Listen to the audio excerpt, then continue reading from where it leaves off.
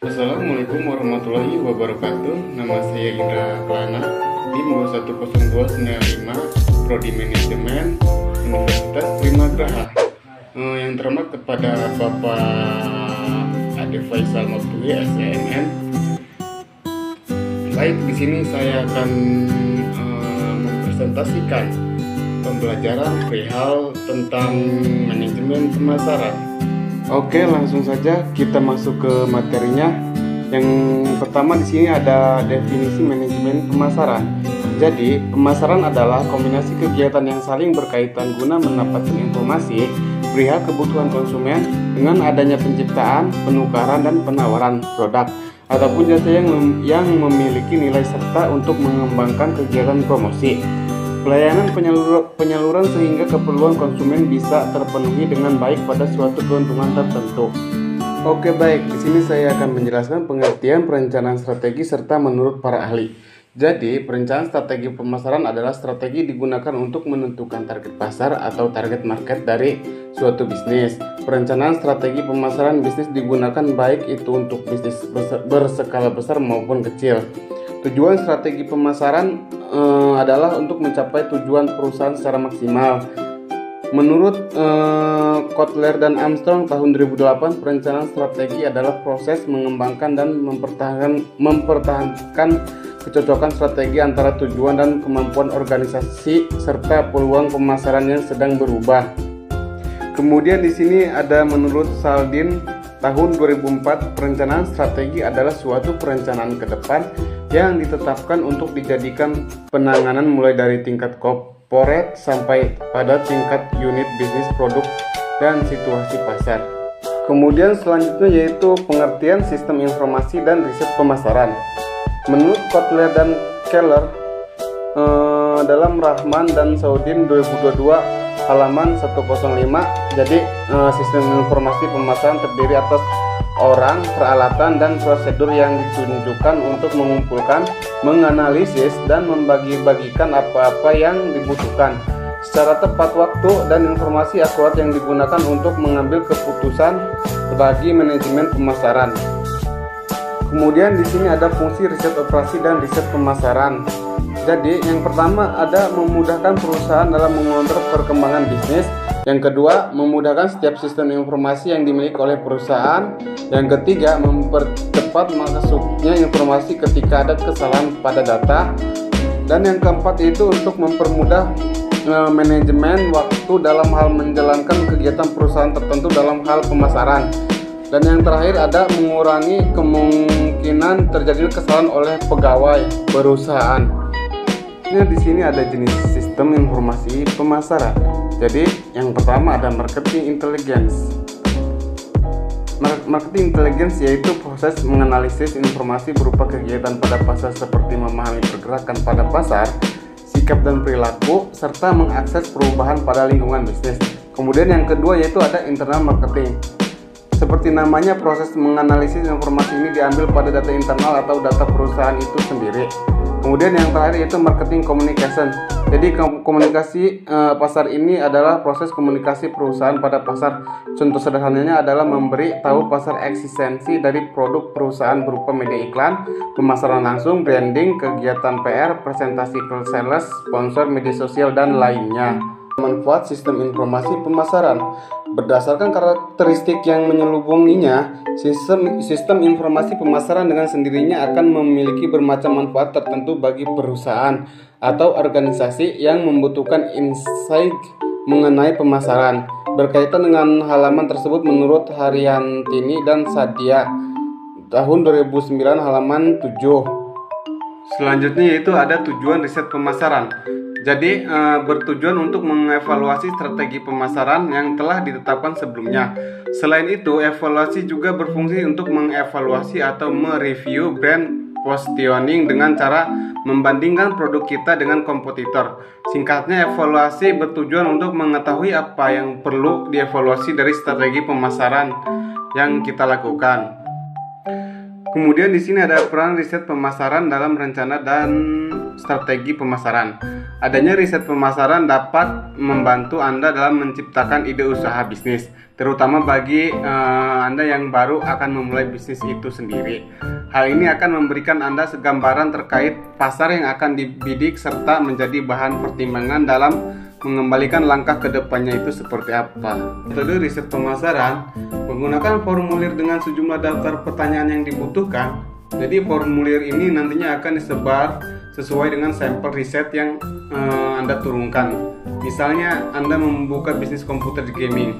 Kuesioner tersebut bisa disebar ke komunikasi penyuka gaming dengan ranger umur tertentu. Pengertian dan proses analisis lingkungan pemasaran.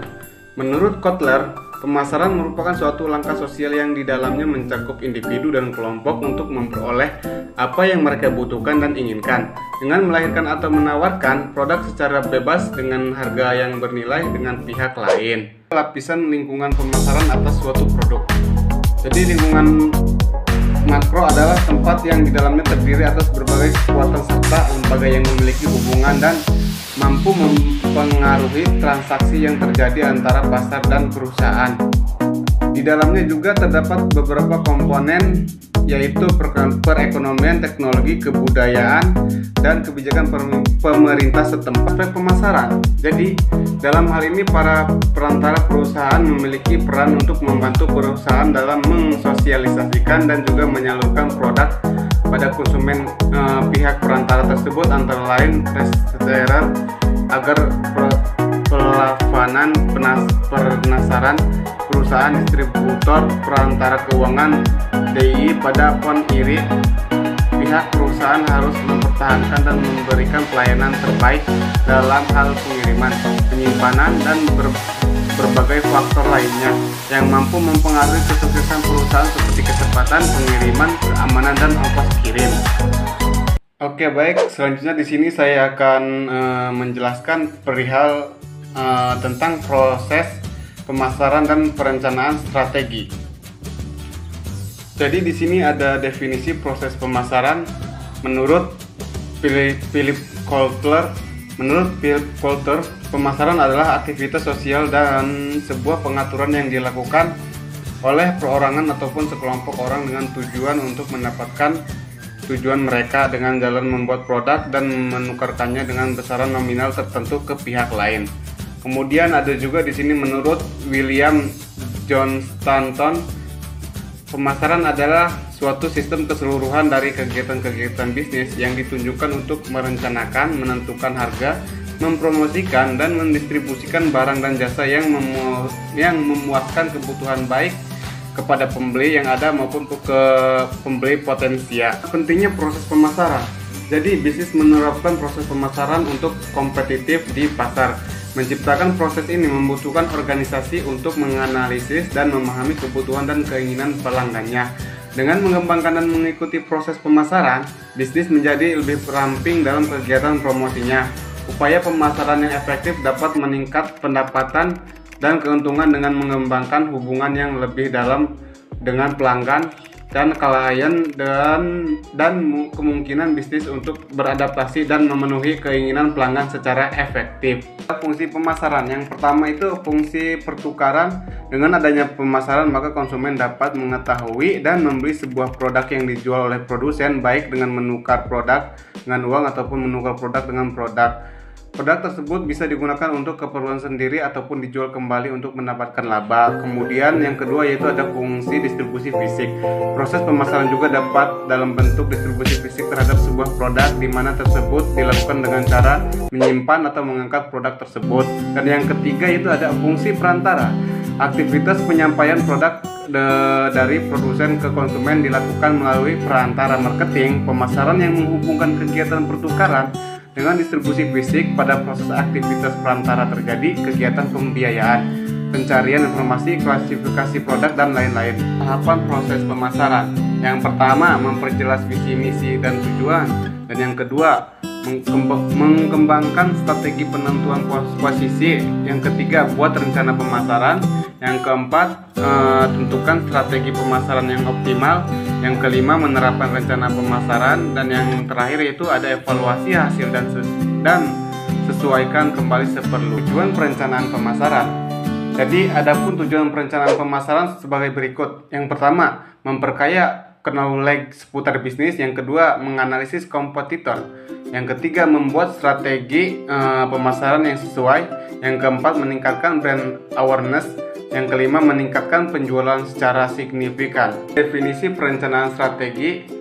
Jadi perencanaan strategi adalah organisasi yang digunakan untuk menetapkan prioritas, memfokuskan energi dan sumber daya, memperkuat operasi, memastikan bahwa karyawan dan pemangku kepentingan lainnya bekerja menuju tujuan bersama, menetapkan kesepakatan seputar hasil atau tujuan, dan menilai serta menyesuaikan arah organisasi dalam respon terhadap lingkungan yang berubah.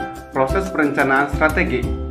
Proses perencanaan strategi membutuhkan pemikiran dan perencanaan yang matang dari pihak manajemen tingkat atas pada perusahaan. Adapun proses perencanaan strategi sebagai berikut. Yang pertama, ada analisis hasil presentasi kegiatan pemasaran. Yang kedua, analisis SWOT pemasaran perusahaan. Yang ketiga, penentuan tujuan objek pemasaran. Yang keempat, penetapan strategi pemasaran. Yang kelima, menetapkan target perusahaan. Yang keenam, menyusun rencana pemasaran. Yang ketujuh, menyusun program pemasaran. Dan yang terakhir yaitu penyusunan anggaran pemasaran. Manfaat perencanaan strategi. Yang pertama, mendorong manajemen perusahaan untuk berpikir ke depan secara sistematis. Yang kedua itu mendorong para manajer untuk mengklarifikasi tujuan dan kebijakan. Dan yang ketiga itu koordinasi yang baik atas segala kegiatan operasional perusahaan. Yang keempat, standar kinerja yang lebih jelas untuk mengontrol. Yang kelima itu membantu perusahaan untuk mengantisipasi dan merespon dengan cepat terhadap perubahan lingkungan dan perkembangan yang seringkali terjadi secara tiba-tiba. Oke, baik. Mungkin di selanjutnya ini saya akan menjelaskan perihal tentang sistem informasi dan riset pemasaran. Sistem informasi adalah sistem pemasaran, merupakan suatu struktur yang berlanjut dan saling berkaitan dari orang, peralatan, dan prosedur yang ditunjukkan untuk mengumpulkan, menyaring, menganalisis, dan membagikan informasi yang spesifik, tepat waktu, dan cermat untuk digunakan oleh para pengambilan keputusan di bidang pemasaran dengan tujuan penyempurnaan perencanaan dan pelaksanaan pengendalian pemasaran. Riset pemasaran adalah suatu fungsi yang menghubungkan konsumen, pelanggan, dan masyarakat dengan peran pemasaran melalui informasi-informasi yang digunakan untuk mengidentifikasi dan mendefinisikan peluang dan masalah pemasaran, menghasilkan, menyaring, dan mengevaluasi aktivitas-aktivitas pemasaran, memonitor kinerja pemasaran, dan meningkatkan pemahaman kita atas pemasaran sebagai suatu proses. Manfaat sistem informasi. Sistem informasi memiliki berbagai manfaat seperti yang pertama, mengetahui apa saja kebutuhan pelanggan. Dengan melihat data-data pemasaran, perusahaan akan mudah mengetahui barang dan jasa yang diinginkan dan disukai pelanggan. Kemudian yang kedua ada mengetahui perencanaan strategi yang lebih efisien dan efektif. Sistem ini akan menghasilkan sejumlah informasi yang dapat digunakan dalam membuat perencanaan yang efektif dan efisien. Kemudian yang terakhir itu ada mengetahui pesaing-pesaing yang akan mengancam perusahaan. Sistem informasi ini akan menghasilkan identifikasi dan menemukan masalah terkait para pesaing. Tujuan sistem informasi. Tujuan dari sistem informasi pemasaran adalah untuk mengumpulkan data yang relevan dan akurat mengenai pasar, pelanggan, pesaing, dan faktor-faktor lain yang mempengaruhi keputusan bisnis. Mungkin ada beberapa tujuan utama dari riset informasi pemasaran yang meliputi: yang pertama, memahami pasar; yang kedua, meningkatkan pengambilan keputusan; yang ketiga, mengidentifikasi peluang; yang keempat, memahami pelanggan; yang kelima itu mengevaluasi kepuasan pelanggan; yang keenam, mengukur kinerja pemasaran; dan yang ketujuh, mengukur kinerja pesaing; yang kedelapan, meminimalkan resiko; yang kesembilan, mengembangkan strategi pemasaran yang efektif; dan yang kesepuluh itu menilai kelayakan produk. Tujuan riset pemasaran.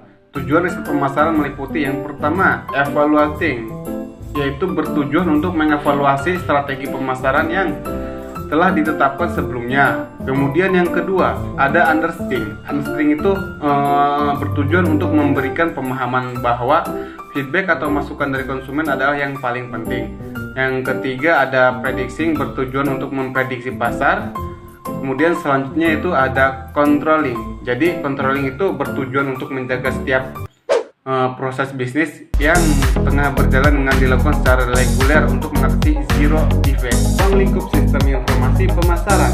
Ruang lingkup sistem informasi pemasaran marketing information system mencakup berbagai komponen dan fungsi yang mendukung pengambilan keputusan pemasaran dan distribusi informasi yang relevan untuk membantu organisasi dalam strategi pemasaran dan pengelolaan pelanggan. Kemudian ada elemen-elemen kunci dalam ruang lingkup sistem informasi pemasaran. Yang pertama, ada pengumpulan data. Yang kedua, ada pengolahan data. Yang ketiga, ada analisis pemasaran.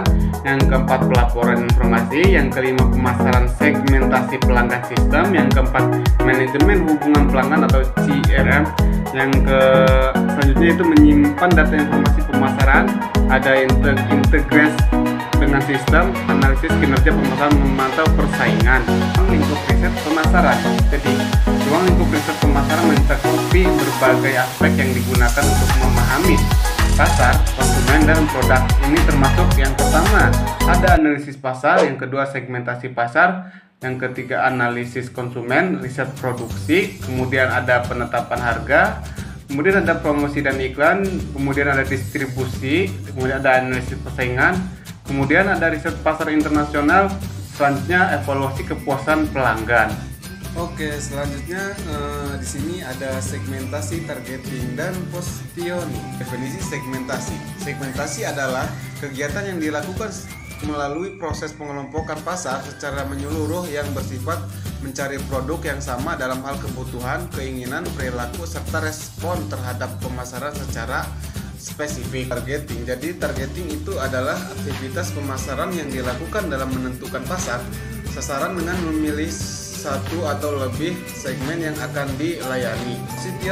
Positioning adalah aktivitas pemasaran dengan menjelaskan posisi produk yang dihasilkan kepada konsumen serta memberikan informasi mengenai keunggulan produk dibandingkan dengan perusahaan lain yang menjadi pesaingnya. Alasan suatu perusahaan menggunakan segmentasi yaitu agar penyusunan segmentasi pasar yang baik dapat membagi pemasaran produk berdasarkan sasaran pelanggan yang menjadi tujuan perusahaan. Sedangkan dengan melakukan targeting, perusahaan dapat menentukan dan membagi pasar yang akan dituju oleh perusahaan. Dengan melakukan positioning, perusahaan dapat melakukan penguatan mereka agar selalu diingat kuat oleh konsumen. Manfaat utama perusahaan menggunakan STP. Yang pertama, dapat mengidentifikasi peluang pengembangan produk baru. Yang kedua, dapat membantu mendesain program pemasaran dengan lebih efektif. Dan yang ketiga itu dapat mengembangkan strategi pengalokasian sumber-sumber pemasaran dengan lebih baik. Langkah dalam positioning, yang pertama ada kajian terhadap kapabilitas perusahaan. Yang kedua ada kajian terhadap konsumen. Yang ketiga kajian terhadap perubahan lingkungan bisnis. Dan yang terakhir itu ada kajian terhadap pesaing. Kemudian di sini ada bauran pemasaran. Pengertian bauran pemasaran. Bauran pemasaran atau marketing mix adalah kombinasi dari variabel atau kegiatan yang merupakan inti dari sistem pemasaran. Selain itu juga bauran pemasaran atau marketing mix juga memiliki pengertian yaitu kumpulan alat pemasaran taktis terkendali yang dipadukan perusahaan untuk menghasilkan respon yang diinginkannya di pasar sasaran tersebut. Strategi bauran pemasaran. Pada mulanya hanya terdapat 4 strategi bauran pemasaran yaitu produk, price, place, dan promosi. Namun sering berjalannya waktu, konsep marketing mix berkembang menjadi 7 yaitu produk, price, place, promosi, people, process, physical, dan evidence. Analisis hasil riset. Jadi hasil riset terkait marketing dapat memberikan wawasan yang berharga tentang pengaruhnya terhadap keputusan pembelian dan kepuasan konsumen. Berikut adalah beberapa elemen analisis yang relevan. Yang pertama, segmentasi pelanggan, pengaruh pemasaran, pengaruh saluran distribusi, persepsi merek, harga, dan nilai produk. Kemudian ada pengaruh media sosial, pengalaman pelanggan, umpan balik konsumen, retensi pelanggan, serta analisis kepuasan pelanggan. Mungkin hanya itu saja yang dapat saya sampaikan mengenai manajemen pemasaran. Kurang lebihnya mohon maaf dari saya bila ada kata atau tutur kata yang tidak enak atau menyinggung perasaan yang mendengarkan, tolong dimaafkan.